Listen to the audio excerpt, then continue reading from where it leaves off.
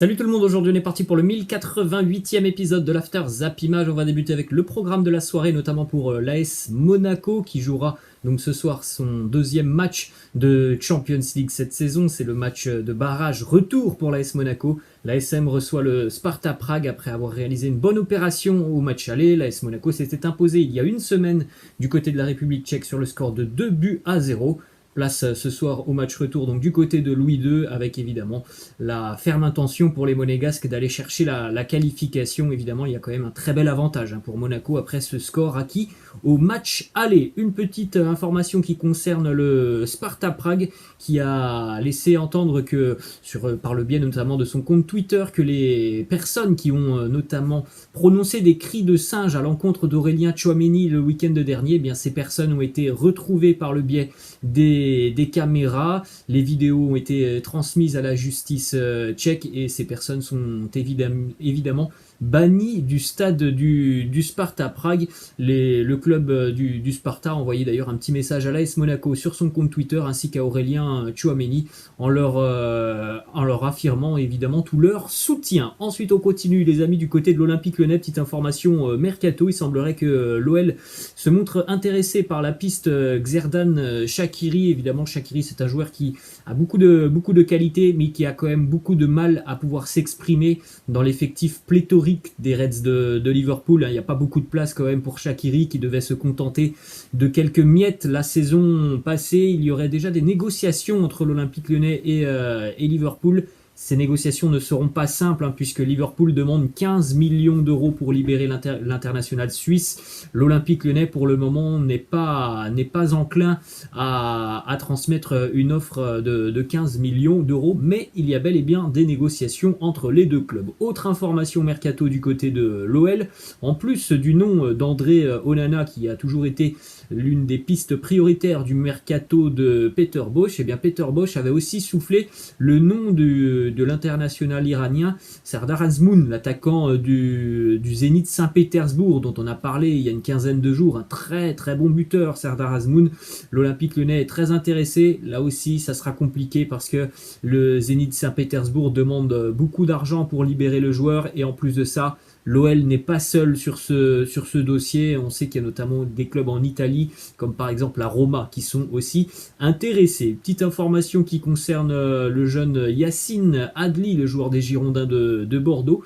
D'après les informations de l'équipe, l'AC Milan aurait transmis une offre en début de semaine auprès des Girondins de Bordeaux, une offre de 10 millions d'euros pour engager Yacine Adli. On sait aussi que du côté de Bordeaux, le nouveau propriétaire Gérard Lopez l'avait annoncé lors de son arrivée il y a 3 semaines.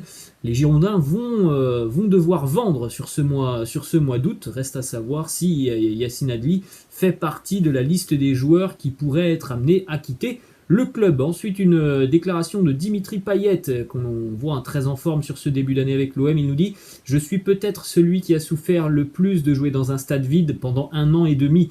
J'ai la sensation d'avoir perdu 1 an et demi dans ma carrière. C'est vrai que cela m'a fait prendre conscience de la chance que j'ai d'effectuer ce métier. » On l'avait vu très affaibli la saison passée, notamment physiquement. Il n'était pas prêt et on avait l'impression qu'il n'y avait aucune envie et motivation pour Dimitri Payet. Là, on a vu sur les matchs de préparation, sur ce match à Montpellier, on voit un joueur qui est concerné, qui a envie, et évidemment ça change tout parce que ça reste quand même un joueur de très très grande qualité, Dimitri Payet, et quand il est dans cet état d'esprit et dans cet état de forme, évidemment c'est une super nouvelle pour l'Olympique de Marseille. Direction Paris maintenant avec évidemment encore une fois quelques informations autour du dossier Léo Messi. Premièrement, une déclaration de Gigi Donnarumma sur la possible arrivée de Léo Messi du côté de Paris. Il nous dit « Je suis heureux s'il arrive à Paris, c'est le plus fort du monde, je suis ému et content à l'idée de l'avoir dans l'équipe. » On a eu aussi droit à ce petit échange sur téléphone, sur WhatsApp entre Thilo Kehrer et Neymar. Thilo Kehrer qui a demandé directement à Neymar si Messi allait signer au Paris Saint-Germain. Réponse du Ney, j'espère, seul Dieu le sait.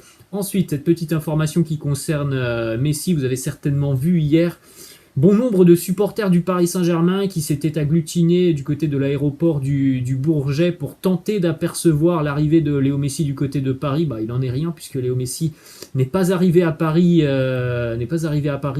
hier. Léo Messi était tranquillement chez lui hier dans sa maison à Barcelone. Petite image d'ailleurs qui a été captée par quelques journalistes qui étaient présents autour de la belle villa de Léo Messi. On voit un Messi tranquillement en train de siroter un petit maté en caleçon de bain. Donc voilà, il n'avait pas l'air hyper pressé d'aller du côté de Paris. En tout cas hier, Lionel Messi, malgré cette image, tout avance comme prévu dans le dossier Lionel Messi. L'accord entre le Paris Saint-Germain et le joueur est tout proche.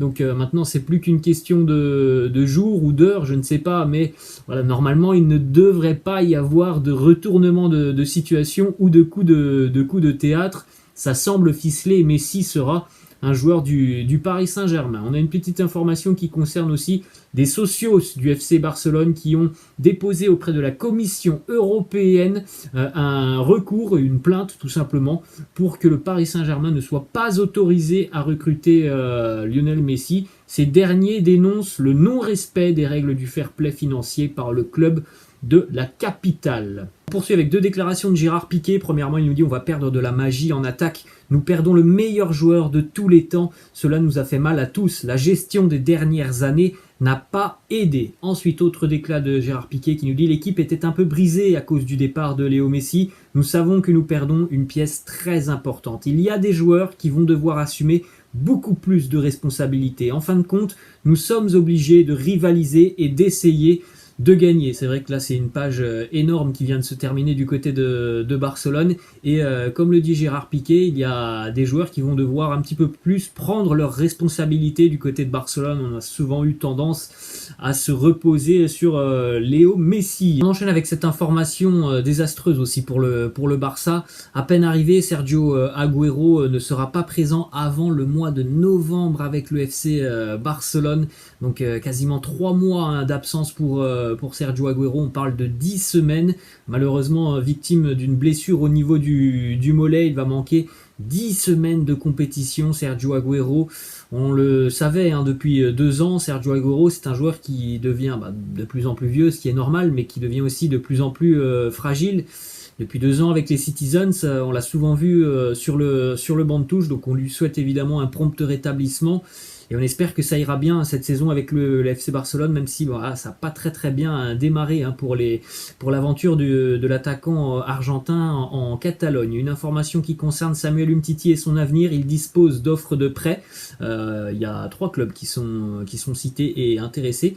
Le Beşiktaş, l'OGC Nice et l'AS Monaco. Ensuite, une information qui concerne le dossier Ilex Moriba. Le Barça considère que le dossier Ilex Moriba est quasiment perdu. Les Catalans sont prêts à vendre le joueur sur ce mercato pour évidemment ne pas le perdre gratuitement l'année prochaine.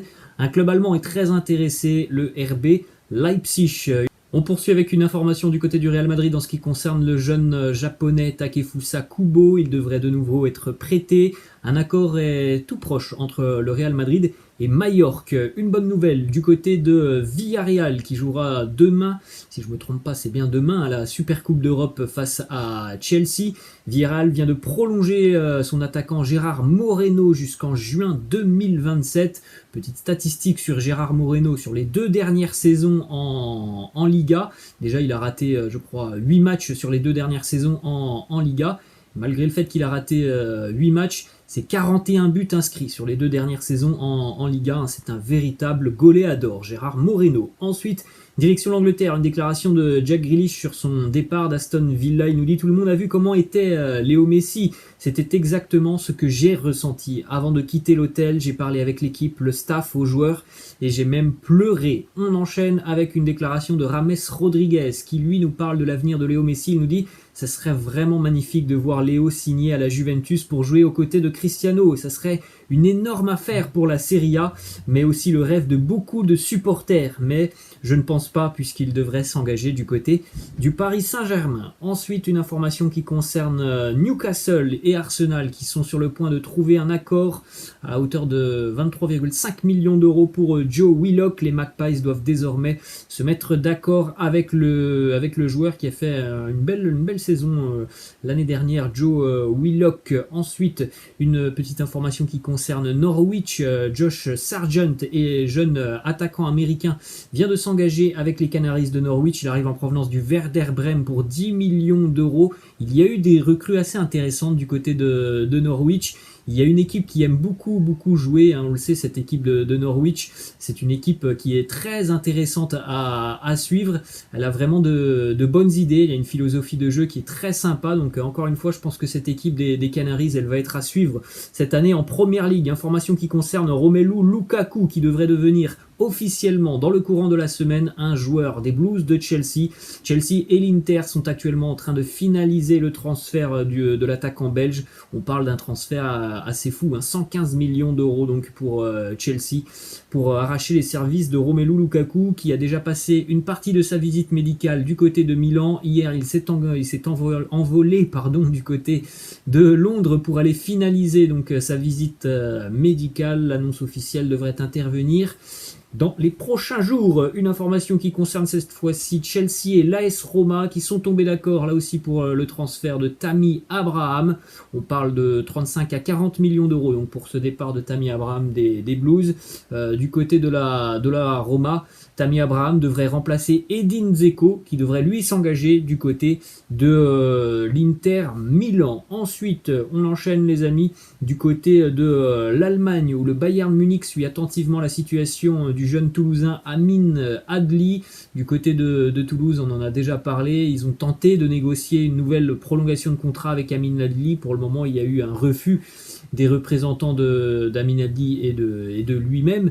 Donc le Bayern se montre très intéressé par ce jeune joueur qui a un profil vraiment très intéressant. Ensuite, une information qui concerne l'avenir d'Erling Haaland. Hier, le directeur sportif du Bayern Munich, Hassan Salihamidzic, a annoncé ouvertement que le Bayern était très intéressé. Il nous dit Erling Haaland, c'est un excellent joueur, mais c'est un joueur de Dortmund. 60 buts en 60 matchs. Nous devons le regarder, sinon nous ne serions que des amateurs. Le Bayern est intéressé, mais le Bayern, comme beaucoup de clubs, attendra certainement aussi sur ce dossier, puisqu'on le rappelle, la clause de Erling Haaland va considérablement baisser au 1er janvier 2022. On retourne du côté de l'Angleterre avec la première image de l'entraînement de Jadon Sancho, nouveau joueur des Red Devils qui a quitté le Borussia Dortmund. Une information du côté de Lille, c'est un joueur qui est suivi notamment en Allemagne, en Espagne. Renato Sanchez qui pourrait être amené à quitter le LOSC sur ces dernières semaines de mercato.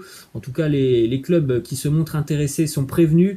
Lille demandera 40 millions d'euros pour libérer l'international portugais. Et on va terminer les amis avec une petite information qui concerne l'une des anciennes pépites du FC Barcelone qui s'est un petit peu perdue quand même en cours de route.